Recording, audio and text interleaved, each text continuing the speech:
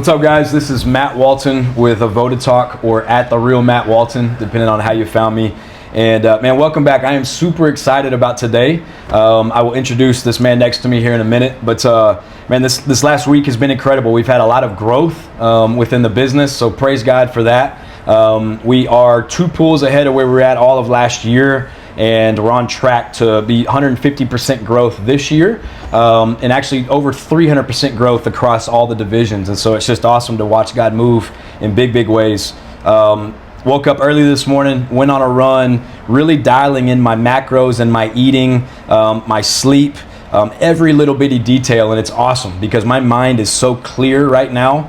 And it's because of those little bitty things. So hopefully that encourages you guys. But man, we're going to get into it. So this man next to me, his name is Josh Galindo. And thank you so much for joining us today. It's my absolute treat. Thanks for having me. Sincerely. Very cool. Man, so we met at Founders League, and which you actually cleaned up at the Founders League.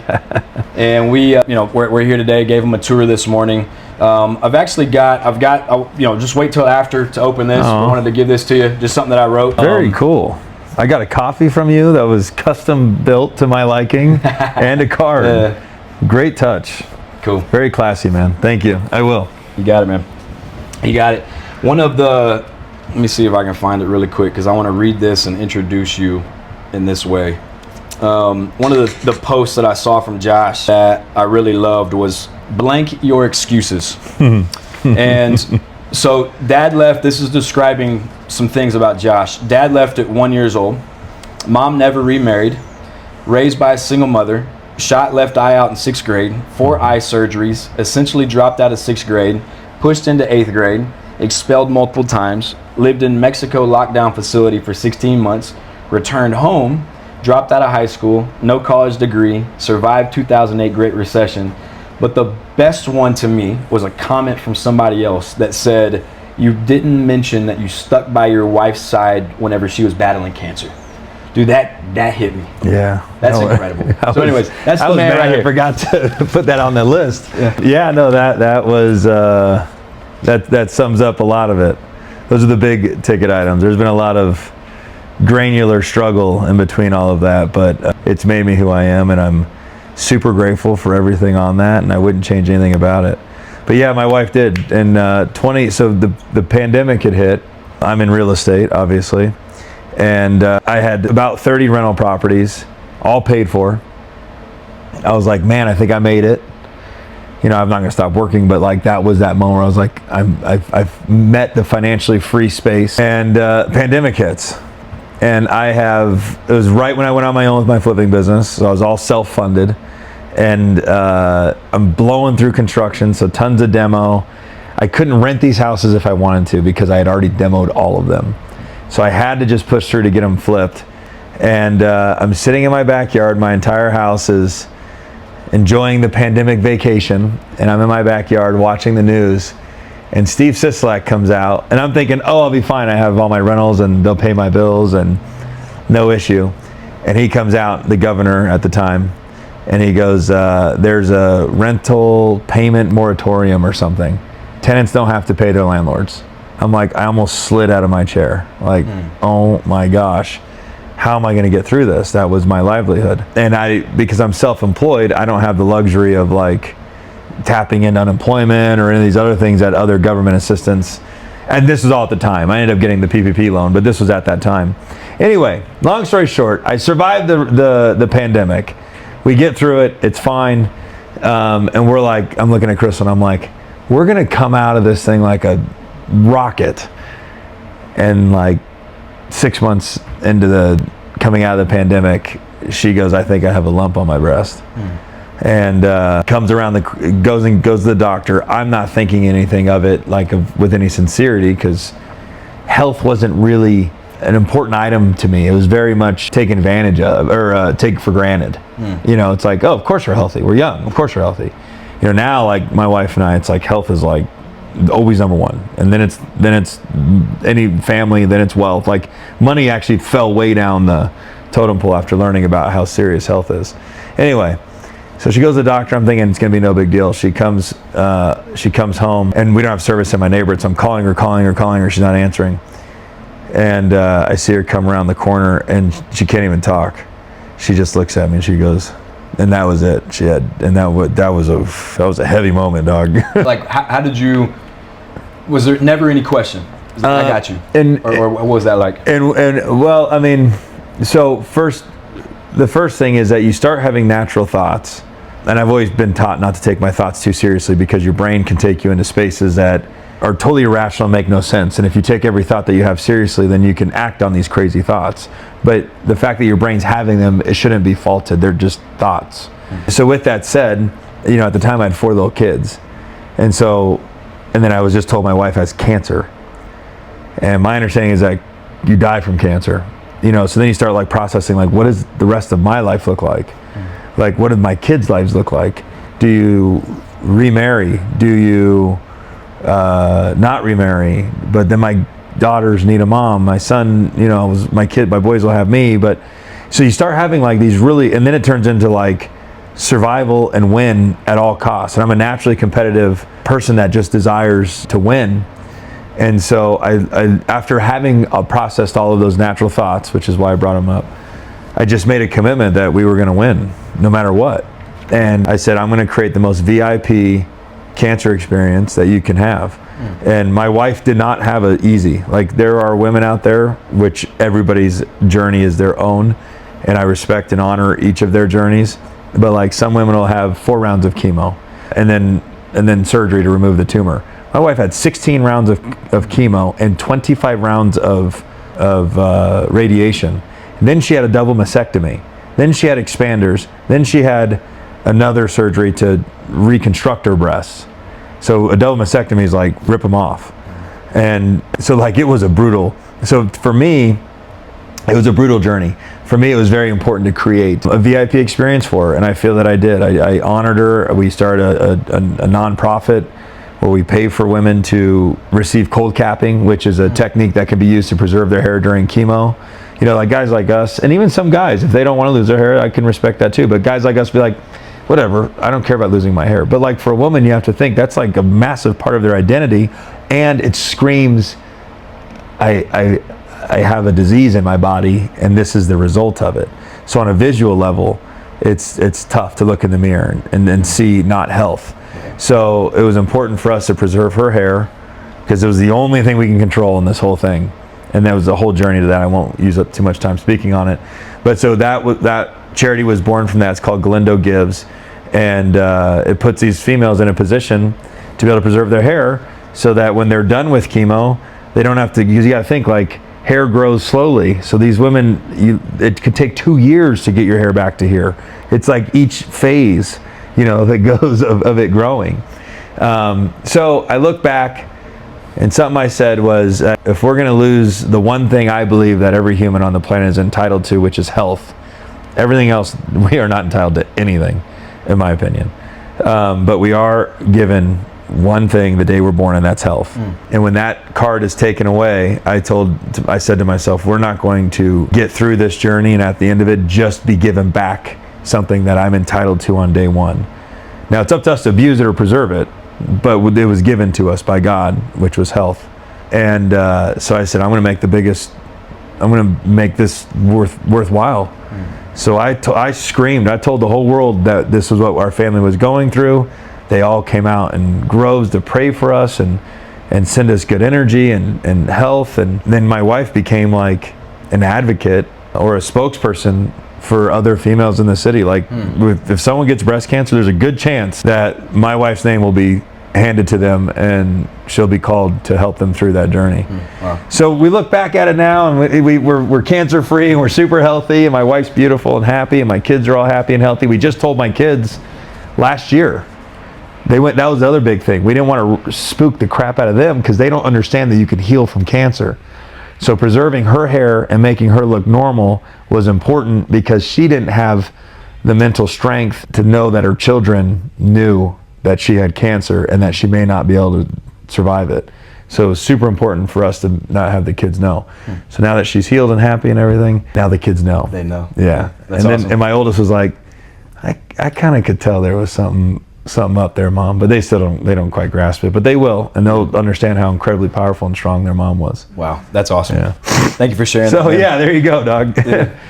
Yeah, that's awesome, man. I think I look forward to meeting your wife, man. That takes a special human being. I know God brings people through those seasons that can handle those things, 100%. And so the fact that y'all came out on top, even better, man. That's so awesome. There's a scripture that talks about God uses everything. The devil will means to destroy, but God will use those things for your good and for His glory, and that seems to be exactly what He did there. How awesome is that, man? Thank you. So I've got a question for you. I want to briefly talk about, so I saw you running on social media. Yeah, is that thank you. regular? Are you doing that all the time? I've always been a health nut, but I just recently picked up the running like long distance, like 3.5 to 5 miles. Like as crazy as I've worked out my whole life, been into fitness my whole life, and outside of like tracking like a soccer game or a football game, I don't think I've ever ran like further than 2.5 miles in my whole life. Yeah. That I like on a treadmill or something. And so the kids were all out of school and soccer was on pause. So I said, hey guys, let's all go run one day, and as a family, and they ended up loving it. And it was such an incredible experience. Like my 4-year-old, he scootered and push scootered and ran. But then every other one, my 7, 9, and 11-year-old, they all ran the 3.5 miles with my wife and I. And it was awesome. Your 11-year-old, she was that's the girl, right? She was cleaning everybody up. That's my oldest. Okay. No, that's my boy, and he wasn't. It was my 7-year-old, and she was a beast. I could not catch her. And then she's toying with me. She'd stop, let me catch up, and then bolt off again. And I'm like, I'm everything in me. It was funny because I heard you say you woke up and ran. I've always worked out and always lifted weights, and I've always believed that that's been really good for my mind. But this running thing has been incredibly good for my mind, and my peace and my happiness, and shirt off, the sun beating down on me, and just enjoying Mother Nature and the outdoors.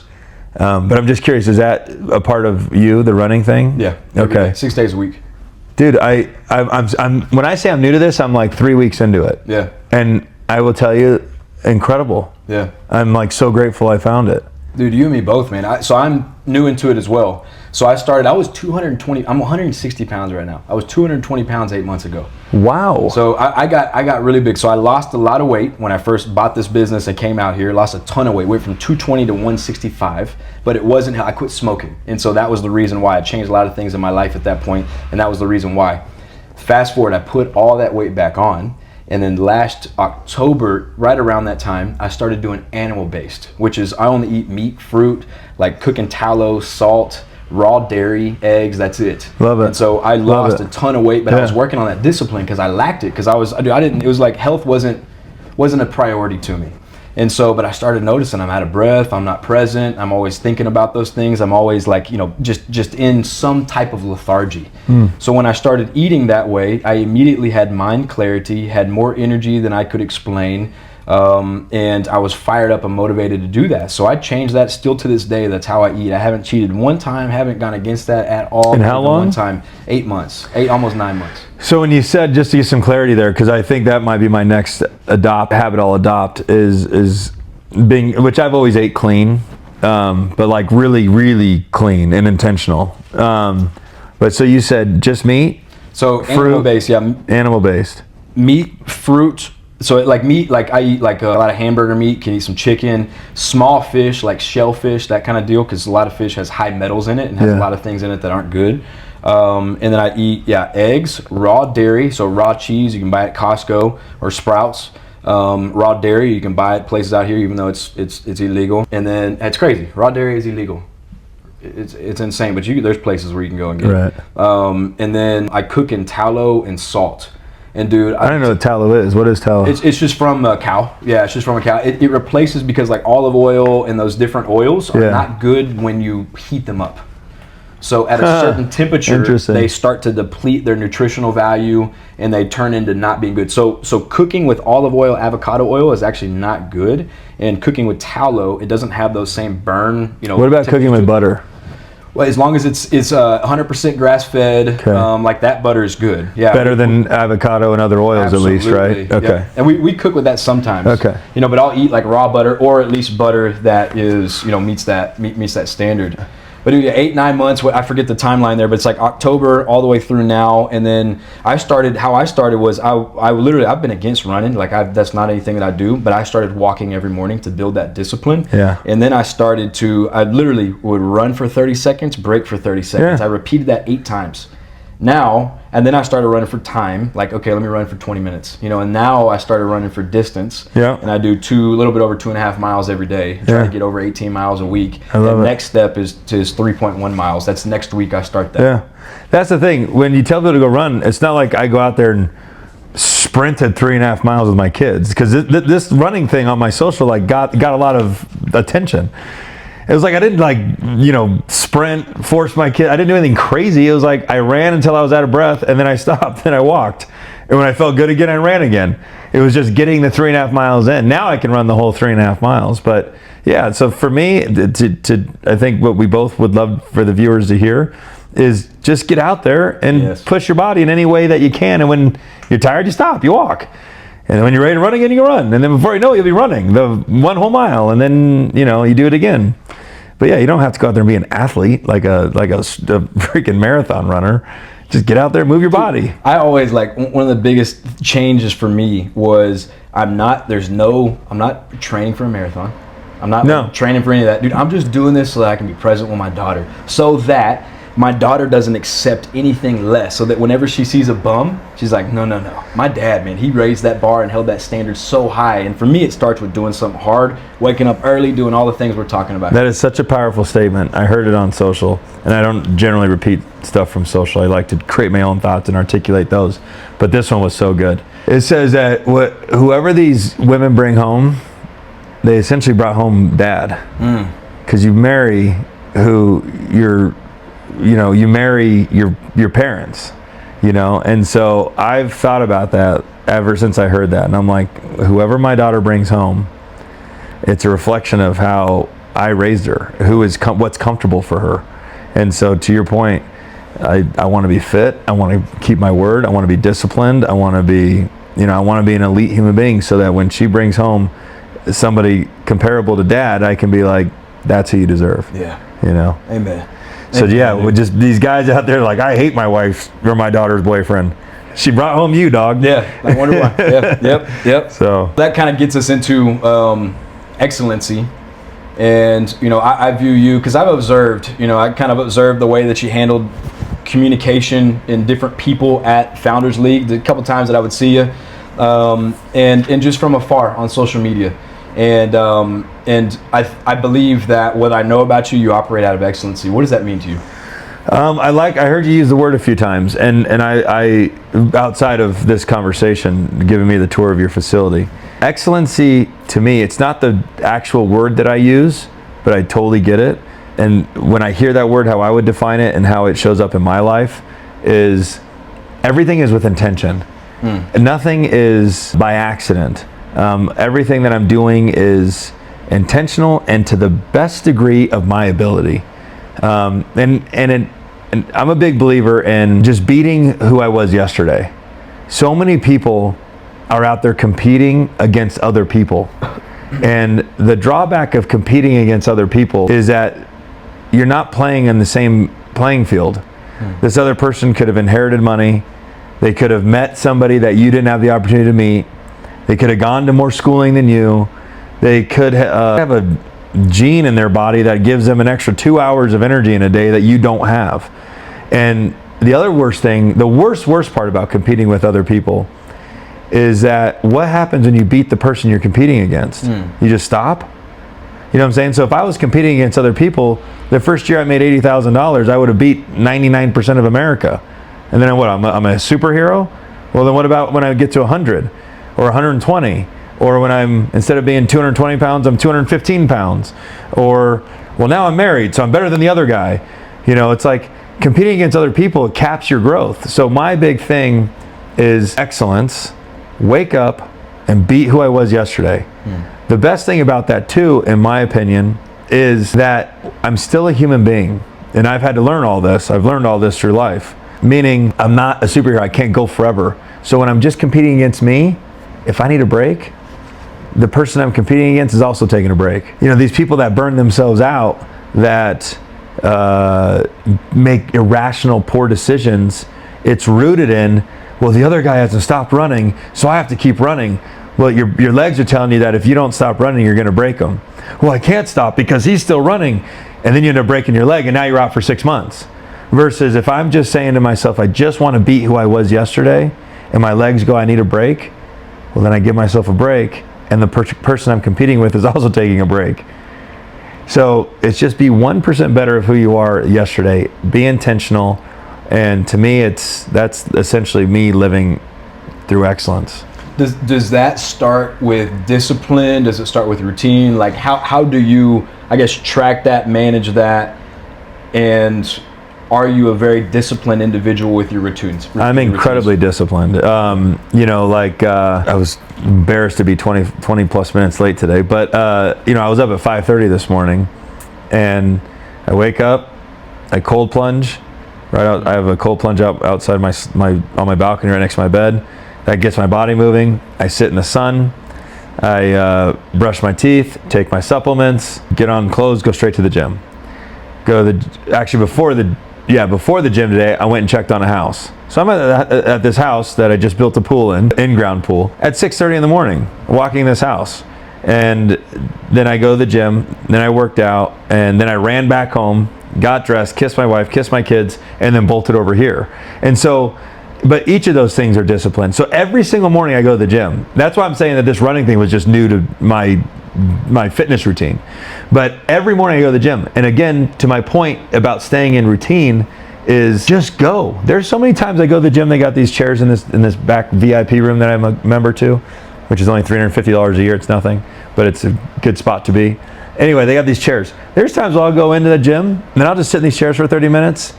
When I feel like going, I'll go up to the treadmill and walk for a mile and then go, gym's done for the day.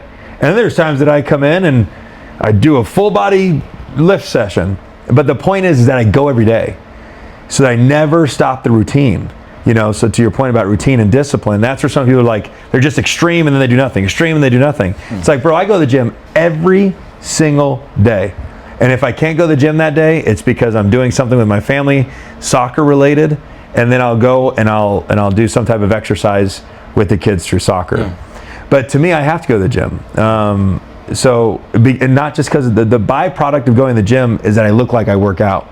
That's just the byproduct. But why I'm really going is maintaining discipline, giving myself purpose and a place to be early in the morning, right away, and then mental clarity. Yeah. For sure, dude. So, I love that. Yeah. I want to pivot just a little bit and go back to the comment that was made, or the deal that you posted about your dad. Mm-hmm. You're okay with me going there? Oh man, I'm an open book, brother. All right, so yeah. Did you have to forgive? 100%. Okay, what was that process? How did that go? So the whole Mexico thing, essentially, we just have limited time, so I can't go into everything, but I'd love to either have you on my podcast or do another one of these. But I was basically essentially kidnapped out of bed and taken to troubled teens rehab facility, boot camp, military school in Ensenada, Mexico, where I lived for 16 months in a lockdown facility. And I was an extremely angry, rebellious kid leading up to that. I think naturally I will always own what I was given to me by God. I think naturally I was an ambitious, creative, curious individual.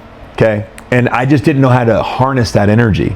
It was almost like, just radiated from every pore of my body and shot in every direction. By going to this school in Mexico, it kind of taught me to hone that burning desire to go and create, but it taught me how to hone that energy. Well, in order to hone energy like that, you have to deal with demons. And the demons in me were dad leaving, for sure. That created worthy issues, self-esteem issues. I'm at soccer, and my amazing mom, who did the best she possibly could, takes me to soccer, and I look over at little Jimmy, and Jimmy's there with his mom and dad. And I'm going, where's my dad? So there was a point in my journey as a young child, not even man yet, where I started to understand there was a difference. And then with difference, it creates comparison. And with comparison, there's dismantling of self-esteem and confidence. Well, why is this person better? Even if they're worse, well, I'm better. That comparison's horrible. But that was what was happening. And so while I was in Mexico, one, I had to realize I had all these issues from Dad leaving. That was a massive self-reflection moment. Which took a lot of therapy and a lot of other things to figure that out. I had to understand that was why I was angry. And then once I had that realization, I had to rebuild around the fact that was a part of my life. Well, the only way to do that is to accept that was a part of your life, and through forgiveness. And so one of the techniques that they had taught me, aside from lots and lots of therapy, like there's people where their dad has left them, and if you bring it up, they can't even talk about it, or they'll justify it, or they'll scoot. Dude, my dad left. He abandoned me. He remarried. I got half siblings out. Like, I can speak to it without plucking a cord. I'm not sensitive to it anymore because I spoke about it so much. And that's what allows humans to become desensitized to trauma, is to talk about it. But I'll go back to how I initially forgave him. Is I wrote a long letter with all of my emotions, all of my feelings, all of my pain, all of everything that I felt I had around that dad issue. And we all went out to the ocean, because this facility was on the ocean, which we never got to go in the ocean. It wasn't even like that. It was just on the beach. And we burnt these letters. And that was it. And so I got to watch this letter disintegrate and leave the earth. And then at that point, about choice that you kind of spoke of before this podcast, at that point I had a choice. I can continue to drag myself through the pain and validate self-limiting beliefs through poor behavior, or I could choose a new set of beliefs and a new set of behavior to validate those new sets of belief systems, to validate that new belief system. And that's what I did. And I did it through what I call the easiest way to make change. So if I can give some insight to your audience, I'm a big believer in finding God and Jesus, and anything that my sister is in AA, which she's totally comfortable with me talking about. And she's found God in a really beautiful way, and I've watched it help her.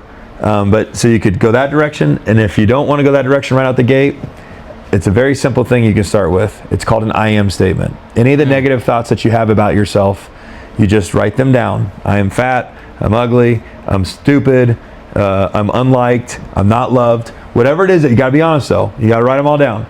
Then you just create the complete polar opposite of those negative beliefs. So I'm fit, I'm smart, I'm handsome, I'm beautiful, I'm loved, whatever it is, okay? So for me, mine is, I am a powerful, caring, honest, worthy young man of God. And I've lived my whole life that way. And I could go into defining each one and why I picked each word, et cetera, et cetera. But you wake up every day and you say that in the morning, 1 or 2 times a day in the morning, and then 1 or 2 times before bed. And your belief system will begin to change, and you will see changes in your life. But you have to reprogram how you speak to yourself.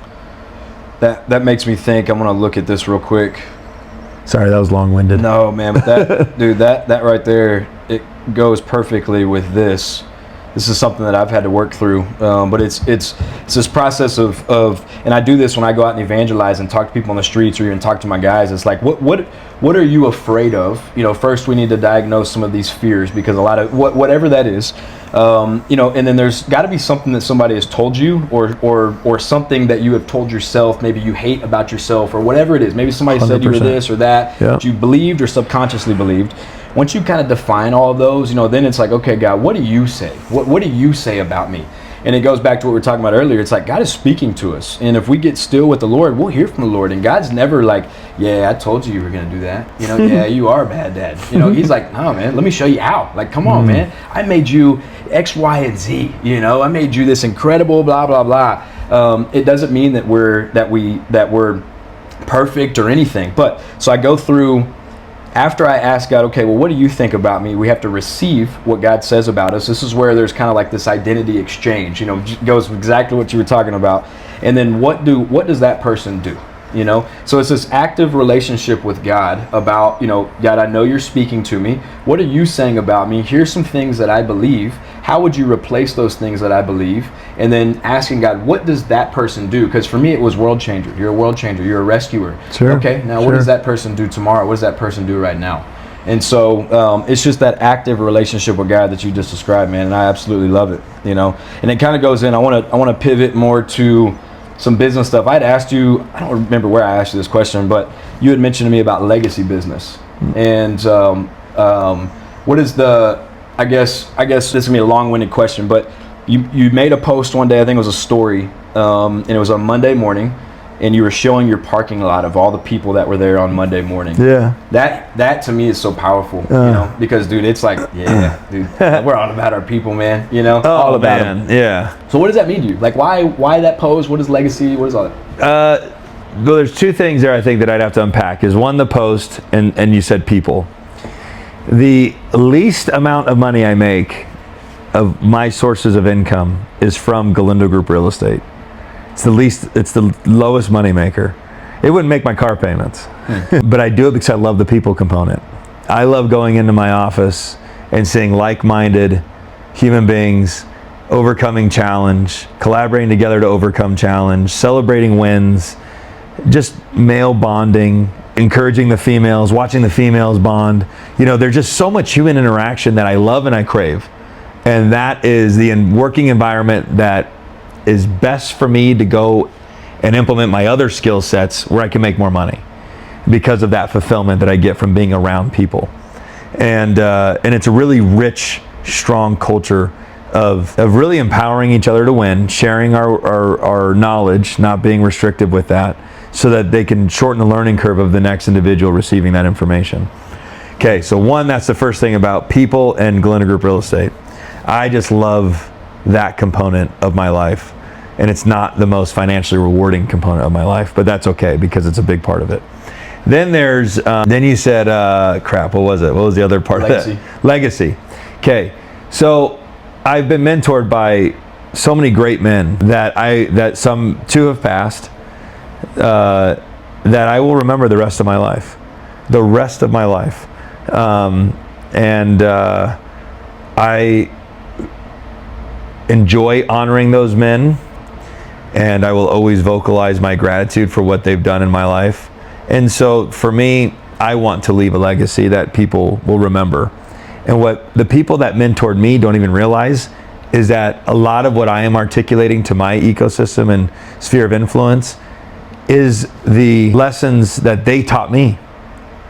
So like Ronaldo Taberti, for example, or Rex Jarrett, those guys instilled lots of beautiful things into me that I'm teaching to my agents, and they don't even know it. So their legacy is living through me into other people. And so for me, I want people to look back when they're 60, 70, 80 years old, hopefully a whole lot of other times in between, and go, this guy Josh taught me this. You know, I sat down with Josh, or I remember working next to Josh or alongside Josh, and I remember he taught me this lesson. And to me, I just think that's cool. It's not rooted in anything else. It's kind of like running. Why do you run? I don't know. I don't have any real reason. Yeah. So I just think leaving a legacy is cool. I feel like that's why God put me on this planet, is to just help people. And there's no accents that my whole journey has been about helping people. And a lot of people have been touched by me. And I find fulfillment in it. If I didn't, I wouldn't do it. So man, that's why one of the reasons why we get along, you know, because it's and why I really respect what you're doing. And it's not to me, dude. I a lot of times when I'm observing somebody and studying somebody before, you know, diving into a relationship with the individual, because I want to make sure is that individual have something that I want, you know. And I'm talking like a mentality. It's never money. Like it's never monetary, things, ever. You know? Yeah. I have so many rich friends, they never give me $1. Never. Dude, that's not what it's mind. Yeah. Exactly. Like what traits can I pick up from you? Right. You know, what inspiration can I get from you? Yeah. And the biggest thing for me was whenever I look at comments that people make on your post, they love you. That's huge to me, man. The way people talk about you when they don't have to talk about you in that way is critical. It's totally by choice. Yeah, I just try to do good by people. I say that I try to live my life after learning which I'm sure we could both relate on this, up until Mexico, my whole life was how can I manipulate, bend, twist, steal at my benefit. And then after Mexico was how can I live in the most highest degree of integrity that I'm consciously aware of without hurting anybody and still accomplish my goals. And I haven't struggled to do that. You know, I've done well in my life, and I feel that I've done it with a degree of integrity, and I have no victims in my life. You know, I didn't rob this guy to get where I'm at, you know. And so I think it could be done. And I think there's two types of ways to make money. You could add value to society and be rewarded for it, or you can take. And there's a lot of wealthy guys out there that are idolized in society, and the way they got there was taking. You know, they build a big casino, Sheldon Adelson, great example, and then stiffs 90% of his contractors and settles out on pennies on the dollar. Okay, everybody's like, oh my gosh, he's so rich, that guy's so cool. I don't know if, I'm not here to judge him, but that's not the way that I want to get wealthy. And there's Jeff Bezos. Jeff Bezos, incredibly wealthy, provided an incredible service that changed society called Amazon. You know, he got rewarded by adding value to society. And for me, I just hope that I could add value to society and be rewarded for it. I don't want to take from anybody. Yeah, I love that. So a little bit about, should have talked about this at the beginning, but a little bit about the different things that you do, because I'm big on delegation, systems, you know, getting it to where the business can operate without you. Obviously, I'm growing one of my businesses to where, Lord willing, I can sell it, but then I'll have another side of the business as well that won't be a part of that will continue to develop communities and do things like we talked about outside with the modular construction and stuff for the fire departments. So what are those things? How does that look? Because I know there was one point whenever it was just you know, maybe you and your wife. When did that start to change? Why did that start to change, and how does that look now? So the only way to grow is to replace you, okay? And what I have learned in my journey, and I'm not perfect, not even close, like in many aspects of my life, but to this topic specifically as far as business goes, I'm still trying to figure out how to get my business to run without me. It's a very difficult thing. Maybe not very difficult, but maybe time or whatever other reason why it doesn't show up overnight. But it's not something that just happens. It's a journey. But I'm not there. So I'm just going to speak to what I do know. Is that in order for me to grow my business, I had to find ways to duplicate me. Now, considering as an entrepreneur who is intentional, who craves excellence, perfection, you know, precision, I had to learn another lesson. That replacing me, if I could get 70 to 80% of me, then I should be grateful. That's a tough one for entrepreneurs, okay? Now, this was the lesson that somebody gave me. They said, you can be the guy that the AC tech that does it better than everybody else. Nobody could do it like me, and I ran my truck for 25 years, and I'm the best in the business. Or and that's probably all very true, but his ego is so obsessed with being able to say that statement that it left him alone with his one truck for 25 years. Now you can choose to go, I'll bring people in, and if they're just 60 to 80% of me, but I can get 5 of them, that's better than 100% of me. And the other problem that people don't understand is that if you hire someone that is 100% of you, or that is exactly you, there's a good chance they're gonna go and do what you do, which means they're going to go and build their own business. You need somebody that is 60 to 80% of you, because the 20% they don't have is the desire to own and operate their own business. So unless you want to bring a wolf into the hen house, then go and find an 80% of you and be patient with that human being and conscious that you don't want 100% of you. Because if you find that, they're probably going to go and do what you're doing, which is the business. So I've had a few lessons out of that statement. 1, duplicate me. 2, understand that finding somebody with my exact skill set, desire, drive, motivation, willingness to work does not exist. Maybe it does, but it's probably going to come with somebody wanting to compete with me because they're going to want to be the top dog too, right? So being okay with finding someone that's 60 to 80% of what I'm capable of doing. And then loving the shit out of them. Knowing that being an employer comes with babysitting and being a therapist. And then the other half is figuring out how to grow the business. Because every business really, what makes a business, in my opinion? A business is made by the people. It really is. And this isn't just a talking point. Like, I'm not saying this because it sounds good, but there's no accidents that every big business, the first people they thank are their employees, because a business is useless without people. So in order to have a big business, you got to have a lot of people. In order to have a lot of people, you either got to have someone that you can delegate the people task to that is great with people, or you've got to be great with people. But if you're not great with people, you're just going to blow through people.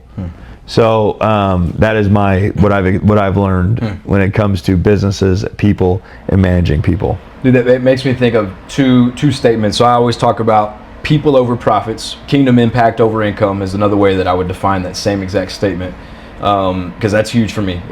And the second one is, my people will grow this business. You know, and if I get the right people here, they're going to be the ones that are going to be growing this thing and taking this to hundreds of millions. And it's by having the right people.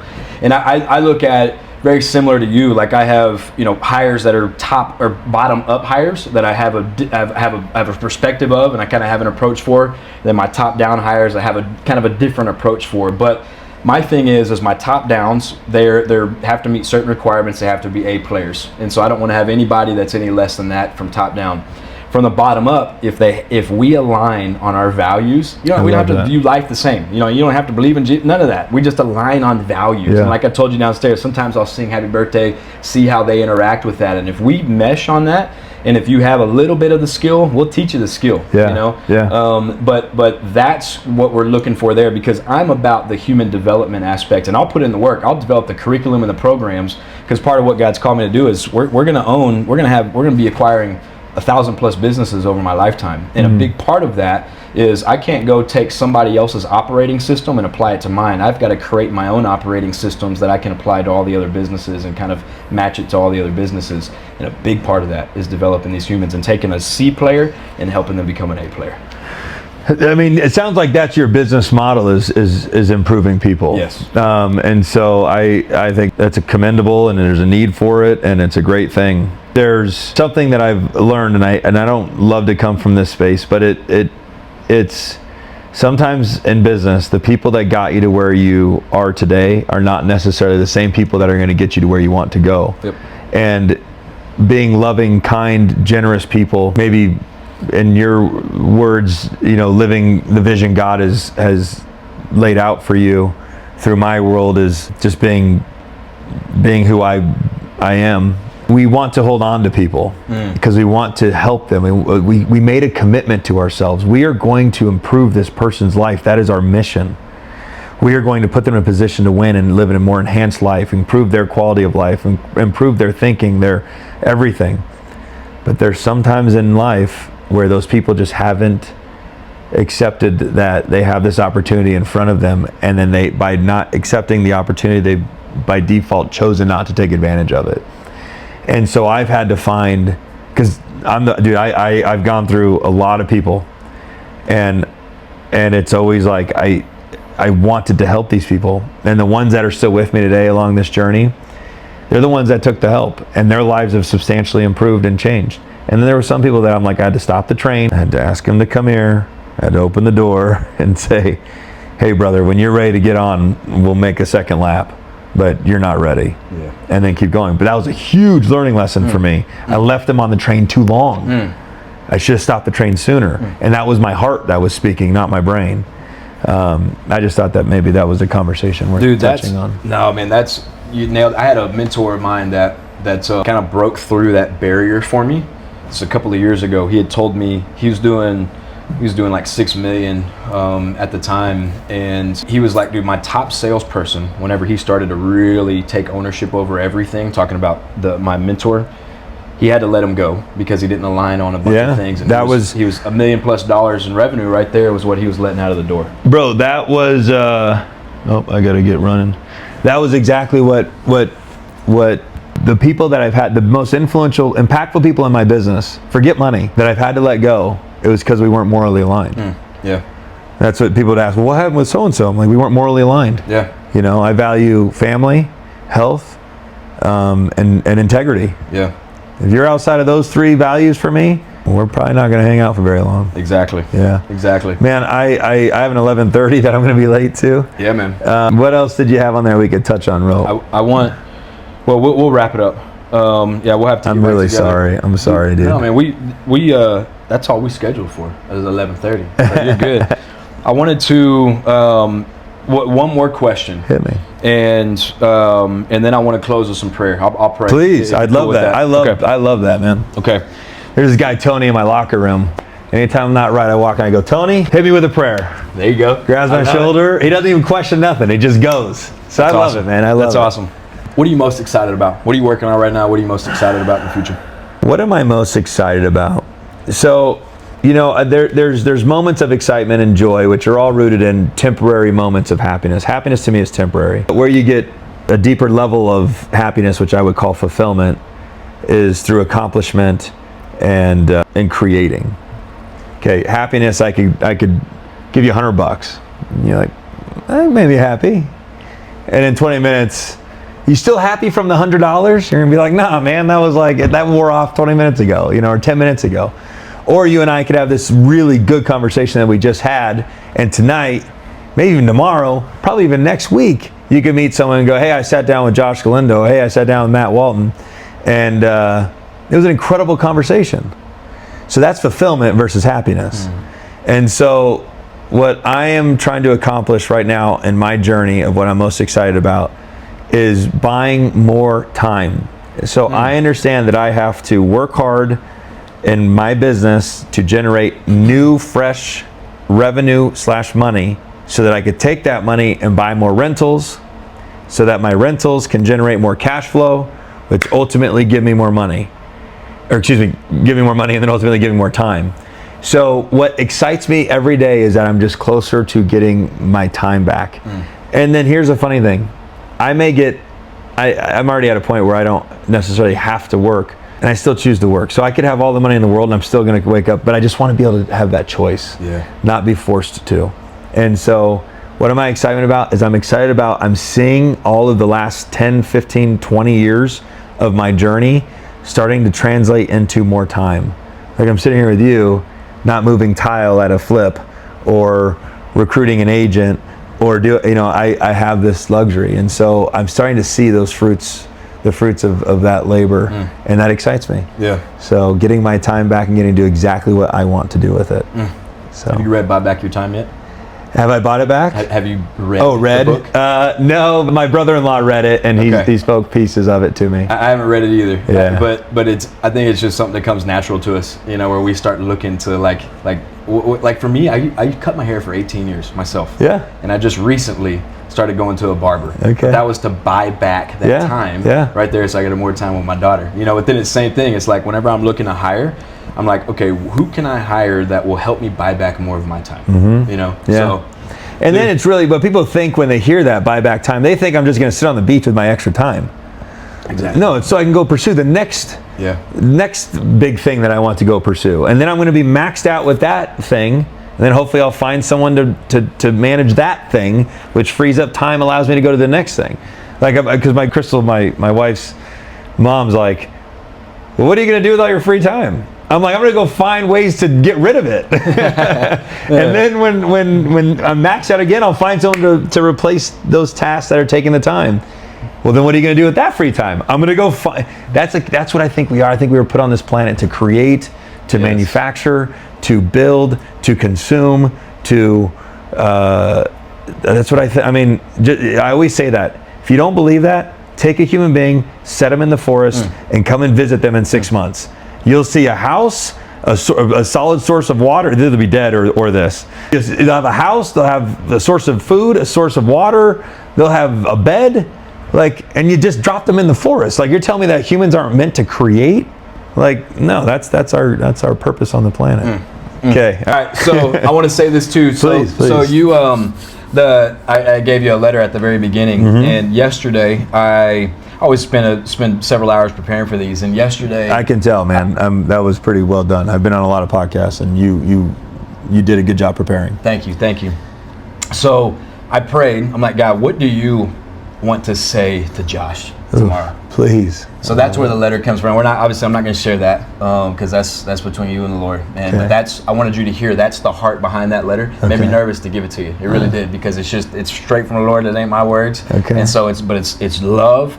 And what I believe is you haven't even scratched the surface, man. I think you got bigger things coming for you than you even know or think. And I'm pumped, dude. I'm pumped to just know you and to be a part of this journey. Thanks. If there's any way that I can help, dude, like any way, you let me know, man. Okay. You let me know. Will do, my man. Cool. All right, I'm going to pray. All right, dear Heavenly Father, God, we thank you so much for Josh.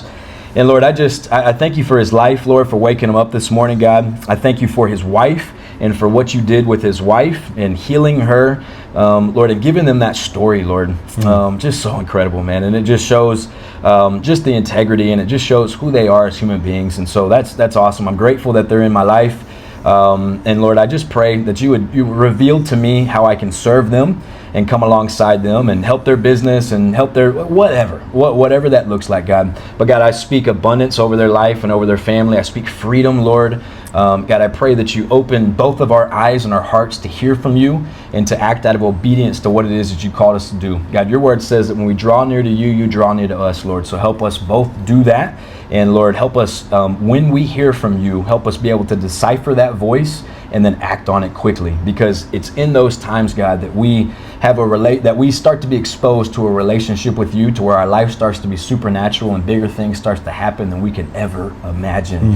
And so, God, I plead that over Josh's life. In the mighty name of Jesus, God, I pray for his kids, Lord. I pray for every one of his kids' health and safety, their mindsets, Lord. Keep them free of addiction. Keep them free from the evil, Lord. I know that they're going to encounter it in this world, Lord, but I just pray a supernatural protection over their life. And Lord, over his whole entire family, man. He mentioned his mom, his mother-in-law. I just pray for all of them. God, I'm just grateful once again to know him, God. And Lord, we love you, and we pray this all through your son, Jesus. Amen. Amen. Thank you, guys. Dude, that was amazing.